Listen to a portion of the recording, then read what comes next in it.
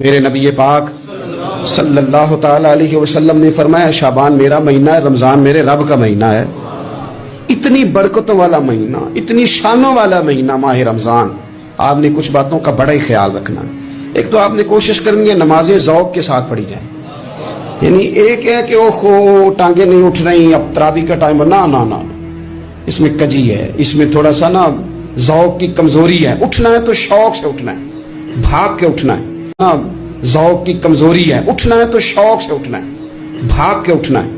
آپ نے مسجد کے ساتھ دلچسپی پیدا کرنی ہے، کوشش کرنی ہے مسجد کی صفائی بھی رمضان میں ہمارے ہی سے ہی آئے۔